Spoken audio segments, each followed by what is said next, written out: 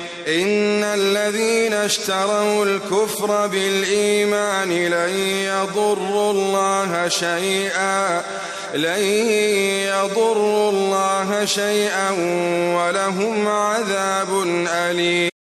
بشک هغه کسون چې د ایمان په بدله کې کوپر وخستی دی دوی به کله هم الله تعالی ته څه ضرر ونه رسولی شي او د دوی د پوره ډېر دردونکی عذاب. ولا يحسبن الذين كفروا أنما نملي لهم خير لأنفسهم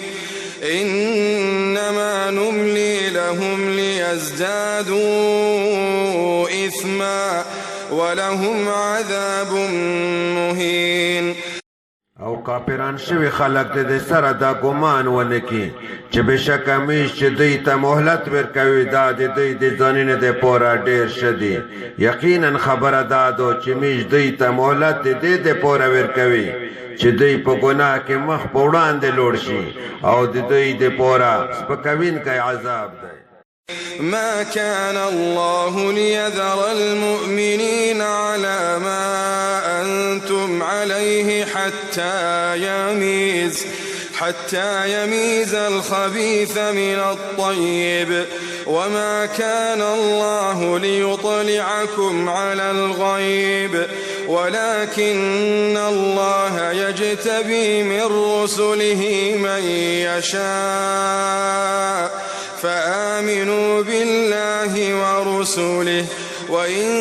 تؤمنوا وتتقوا فلكم أجر عظيم.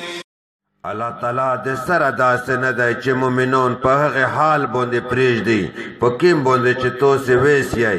تر دې چې ناپاک لپوکه بیل کړي او الله تعالی کله هم داسې نه دی چې تاسې په غیب باندې خبر کړي او لیکن الله تعالی د خپلې رسولانو له ډلې نه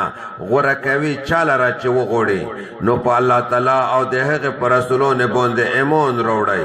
او که چیرې تاسې ایمان راوړ او پرهیزګاره شوئ نو تاسې دپاره ډېر لوی اجر دی.